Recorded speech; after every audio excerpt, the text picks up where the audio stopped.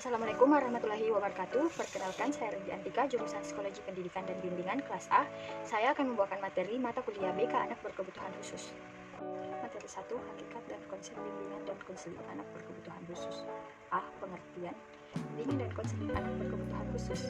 Program bimbingan dan konseling bagi ABK adalah suatu kegiatan pelayanan bantuan kepada anak berkebutuhan khusus di sekolah oleh guru BK atau konselor secara terencana, terorganisir dan terkoordinasi yang dilaksanakan pada periode tertentu, teratur, dan berkesinambungan atau berkelanjutan. B. Tujuan ABK.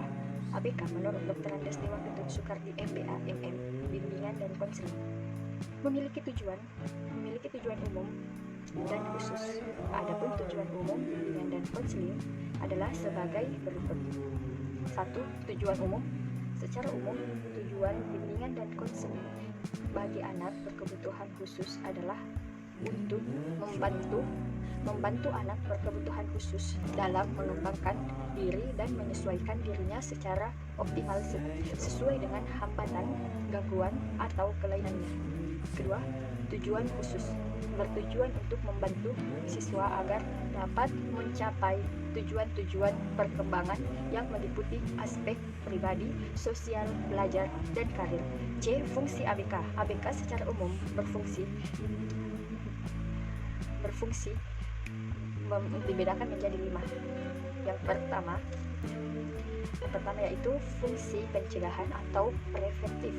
Fungsi pertama ini adalah sebuah pencegahan di mana anak yang ditangani tidak berada pada fase yang parah. Biasanya fungsi ini dilakukan khusus untuk anak berkebutuhan khusus. Dalam kategori tunalaras, keterlambatan belajar anak berkemampuan khusus, gifted children, dan anak hiperaktif. Kedua, fungsi pemahaman. Fungsi kedua ini adalah semacam bentuk kesepakatan antara konselor dengan konseling bahwa seperti apakah keadaan konseling yang sedang ditangani konselor, menyampaikan hasil analisa seperti yang telah dilakukan di atas, dan konseling mengetahui seperti apa keadaan anak. 2. Jenis-jenis anak berkebutuhan khusus. 1. Jenis anak berkebutuhan khusus.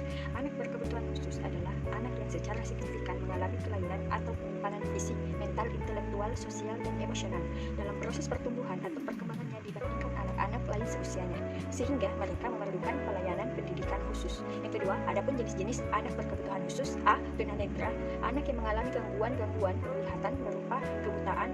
B. Tunarungu, anak yang mengalami gangguan pendengaran. C. Tunalaras, anak yang mengalami gangguan emosi dan perilaku. D.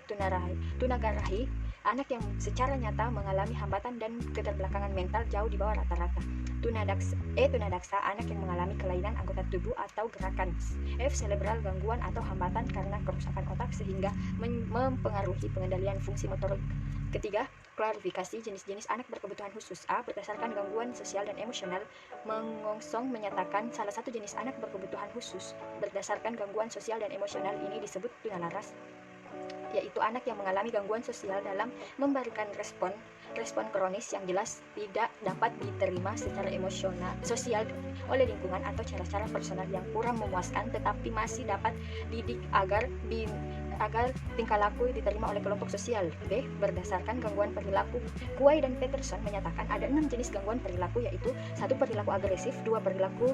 Perilaku antisosial. 3. Kecemasan atau menarik diri. 4. Gangguan pemusatan perhatian. 5. Gangguan gerak. 6. Perilaku psikomotorik. C. Berdasarkan gangguan fisik. Tunanetra tidak berfungsinya mata secara optimal sehingga menghambat pola interaksi sosial maupun aktivitas sehari-hari. Tunarungu, yakni mereka yang pendengarannya tidak berfungsi sebagaimana umumnya.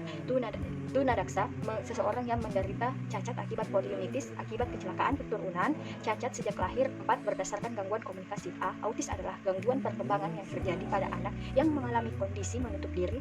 Gangguan ini mengakibatkan anak mengalami keterbatasan dari segi komunikasi, interaksi sosial, dan perilaku.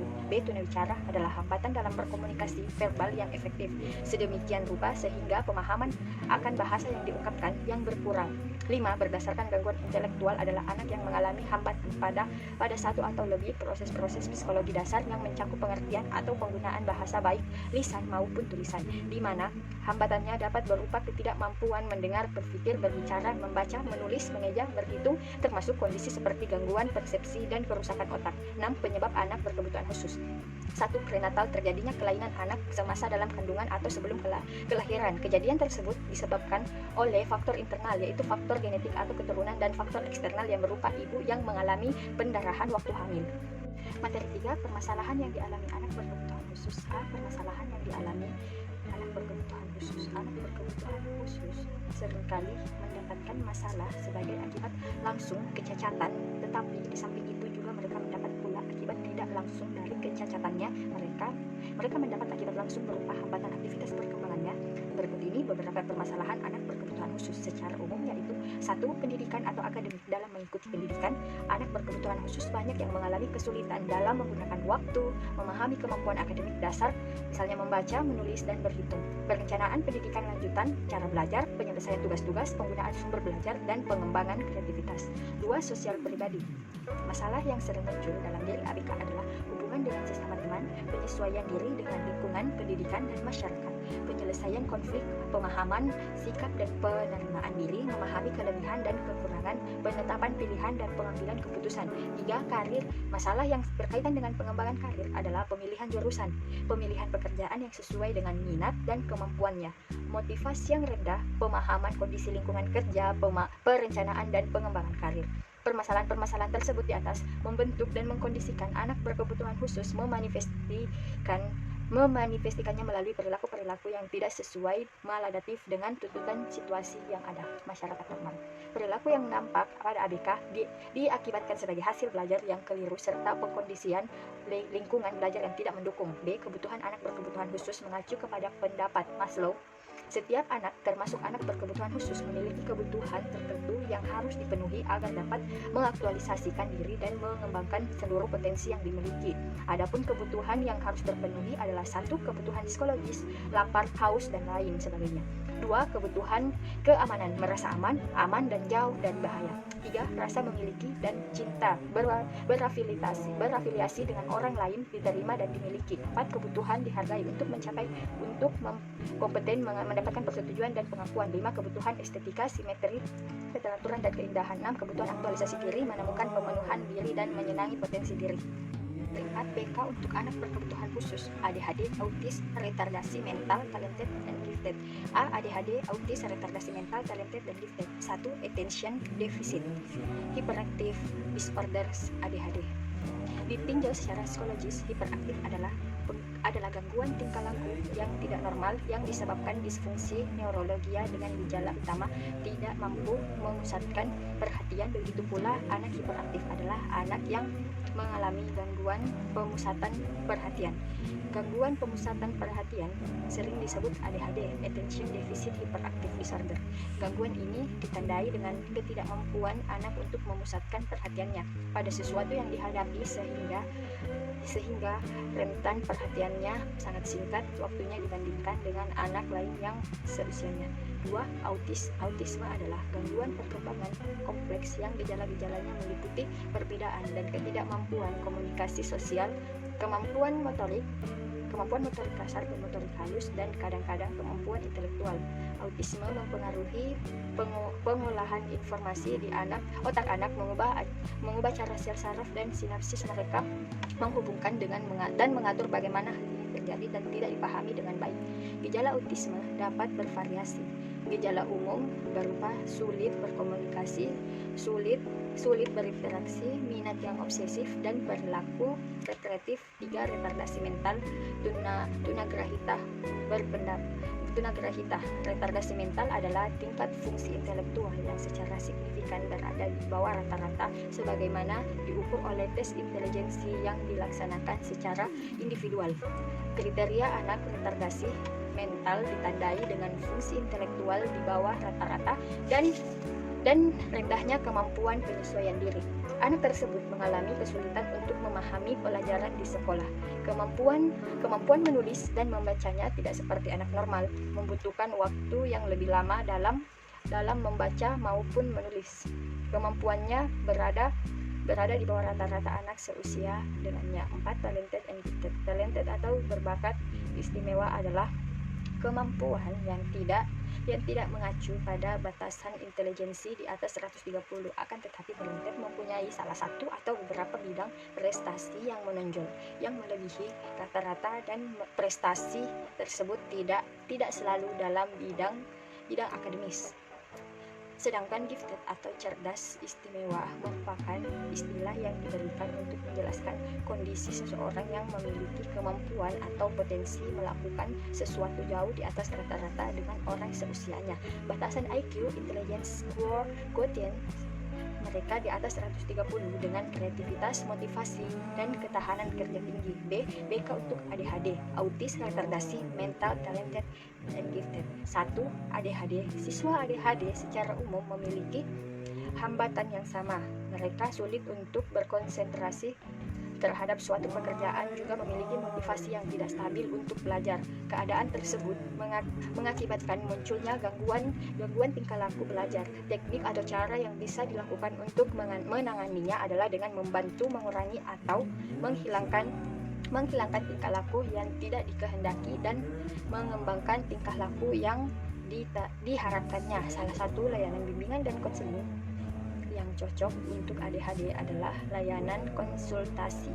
Materi 5. Pemahaman anak berkebutuhan khusus sebagai individu. 1. PK anak berkebutuhan khusus. Anak yang berkebutuhan khusus adalah anak yang memiliki kelainan penyimpangan diri, kondisi rata-rata anak normal umumnya dalam fisik, mental maupun karakteristik perilaku sosialnya, atau anak yang berbeda dari rata-rata umumnya dikarenakan ada permasalahan dalam kemampuan berpikir, penglihatan, pendengaran, sosialisasi, dan bergerak. Pendidikan khusus merupakan pendidikan bagi peserta didik yang memiliki tingkat kesulitan dalam mengikuti proses pembelajaran karena kelainan fisik, emosional, mental, sosial. Ketetapan dalam Undang-Undang Nomor 20 Tahun 2003 tersebut bagi anak penyandang kelainan sangat berarti karena memberi landasan yang kuat bahwa anak berkelainan yang memperoleh kesempatan yang sama sebagaimana yang diberikan kepada anak normal lainnya dalam hal pendidikan dan pengajaran. 2. Konsep diri. Konsep diri seseorang dapat mempengaruhi oleh beberapa faktor, yakni pengalaman, terutama pengalaman interpersonal yang memunculkan perasaan positif dan perasaan berharga, kompetensi dalam area yang dihargai oleh individu dan orang lain, aktualisasi diri atau implementasi dan realisasi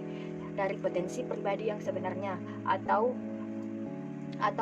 mengidentifikasikan konsep diri atas 3 bentuk, yakni body image, yakni kesadaran tentang tubuhnya, di mana tentang bagaimana seseorang melihat dirinya sendiri. Ideal self, yakni bagaimana cita-cita dan harapan seseorang mengenal dirinya. Social self, yakni bagaimana orang yang melihat dirinya. 3. Konsep diri bagi anak berkebutuhan khusus. Pada anak berkebutuhan khusus dengan begitu banyaknya keterbatasan baik secara fisik maupun mental, tentu menjadi hal yang tidak mudah dalam membangun konsep diri yang positif bagi mereka dalam realita yang ada. Banyak penolakan dan persepsi yang buruk yang diberikan oleh lingkungan. Pengalaman anak berkebutuhan khusus terkait sikap resistensi lingkungan terhadap mereka seperti hinaan, marginalisasi, serta penolakan yang didasari atau tidak bagi pelakunya akan berdampak pada ketidakmampuan ABK untuk menerima dirinya. 4. Intervensi pendidikan dalam membentuk konsep diri yang positif bagi anak berkebutuhan khusus. Dalam mendampingi anak berkebutuhan khusus, selain orang tua, peran pendidik pun sangat berkontribusi dalam membantu anak berkebutuhan khusus untuk mencapai kemandirian melalui pengembangan konsep diri mereka. Selain membekali pendidikan dan dalam pendampingan dan proses pendidikan bagi mereka pun harus dilakukan dengan penuh empati. Pendidikan yang diberikan pada anak berkebutuhan khusus hendaknya lebih mengedepankan sikap empati para guru, di mana para guru memiliki kepedulian, rasa cinta, dan penerimaan terhadap kondisi mereka apa adanya. Selain dukungan emosional yang disediakan pendidik dalam mendampingi anak berkebutuhan khusus, dukungan secara material pun juga tidak kalah penting. Dukungan secara material dapat berupa penyediaan sarana dan prasarana yang mendukung mereka untuk mencapai kompetensi personalnya secara lebih baik. Materi 6. Program sekolah inklusi. Sekolah inklusi salah satu kebijakan pendidikan yang dikeluarkan pemerintah melalui Kementerian Pendidikan Nasional Republik Indonesia dalam Peraturan Menteri Nomor 70 Tahun 2009 adalah pendidikan inklusif. Pendidikan inklusif yaitu pendidikan bagi peserta didik yang memiliki kelainan dan memiliki potensi kecerdasan dan atau bakat istimewa. Pendidikan inklusif adalah salah satu program dari kebijakan pemerintah untuk memberikan pelayanan bagi anak berkebutuhan khusus untuk menempuh pendidikan reguler seperti anak-anak normal lainnya. Lai Keke Martan 2007 menyatakan bahwa bahwa pendidikan inklusif adalah A. Pendidikan inklusif merupakan layanan yang memberikan kesempatan kepada semua anak untuk mendapatkan pendidikan di sekolah umum bersama anak lainnya. B. Pendidikan inklusif dilaksanakan dengan memperhatikan kebutuhan masing-masing anak. C. Pendidikan inklusif merupakan upaya untuk meningkatkan kualitas program pendidikan bagi semua peserta didik. B. Tujuan pendidikan inklusif. Dalam buku pedoman umum penyelenggaraan pendidikan inklusif di Indonesia diselenggarakan dengan tujuan A. Memberikan kesempatan yang seluas-luasnya kepada semua anak, termasuk anak berkebutuhan khusus, mendapatkan pendidikan yang layak sesuai dengan kebutuhannya. B. Membantu meningkatkan mutu pendidikan dasar dan menengah dengan menekankan angka tinggal kelas dan putus sekolah. C. Menciptakan sistem pendidikan yang menghargai keanekaragaman dan tidak diskriminatif serta ramah terhadap pembelajaran. C. Manfaat program inklusi. A. Anak non-ABK menjadi semakin toleran pada orang lain setelah mematuhi kebutuhan individu teman anak berkebutuhan khusus.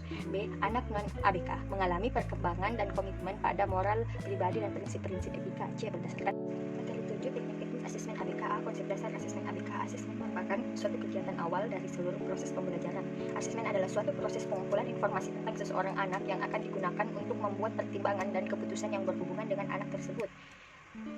Blenner 1988, Mulyono Abdurrahman 2003. B. Tujuan asesmen anak berkebutuhan khusus menurut Zainal Amin untuk mengetahui kemampuan anak, untuk mengetahui hambatan belajar anak, untuk mengetahui pencapaian perkembangan anak, untuk mengetahui kebutuhan belajar anak. C. Tujuan dilaksanakannya asesmen bagi anak berkebutuhan khusus. 1. Menyaring kemampuan anak, yaitu untuk mengetahui kemampuan anak pada setiap aspek, misalnya bagaimana kemampuan bahasa, kognitif, kemampuan gerak atau penyesuaian dirinya. 2. Pengklasifikasian, penempatan dan penentuan program. 3. Penentuan arah dan tujuan pendidikan. Ini terkait dengan perbedaan klasifikasi berat ringannya kelainan yang disandang seorang anak yang berdampak pada 4. Perbedaan tujuan pendidikannya. Pengembangan program pendidikan individual yang sering dikenal sebagai individualized educational program, yaitu suatu program pendidikan yang dirancang khusus secara individu untuk anak-anak berkebutuhan khusus. Dan 5. Penentuan strategi lingkungan belajar dan evaluasi pembelajaran. D. Hal yang perlu diperhatikan dalam asesmen ABK. Menggunakan pengukuran dengan versi terbaru untuk setiap asesmen yang terstandar, menggunakan berbagai pengukuran termasuk asesmen terstandar dan non-terstandar dan berbagai sumber data lain. Mempertimbangkan berbagai hal yang terkait dengan pengecualian ABBS dan semua komponen dalam definisi anak berkesulitan belajar spesifik yang mencakup 8 area, menguji ketingkatan kemampuan motorik, sensori, kognisi, komunikasi dan perilaku, hambatan persepsi, memori, atensi, urutan, koordinasi motorik dan perencanaan motorik, koordinasi motorik, pengorganisasian ide serta pemberian alasan, mengikuti prosedur pengukuran dan pengadministrasian, penskoran serta pelaporan untuk pengukuran yang terstandar, memadukan hasil dari pengukuran terstandar dengan pengumpulan data secara informal, mendiskusikan informasi yang sudah terkumpul yang mendeskripsikan kemampuan anak saat ini dalam hal akademik dan keterampilan fungsional dalam menginformasikan keputusan tentang identifikasi layanan yang diperlukan serta rencana pembelajaran. Etika asesmen seseorang. Asesor harus memegang teguh kehormatan dan martabat profesi, membangun reputasi berdasarkan kemampuan masing-masing, memiliki tanggung jawab terhadap tugas-tugas yang dibebankan sebagai asesor, kompetensi bertindak baik, jujur, dan menghindari konflik of interest dalam melaksanakan tugasnya, mengutamakan keselamatan, keamanan, dan kesehatan dalam melaksanakan tugas profesi. Langkah pelaksanaan asesmen ABK: menentukan cakupan dan tahapan keterampilan yang akan diajarkan, menentukan cakupan dan tahapan keterampilan yang akan diajarkan, memilih aktivitas evaluasi.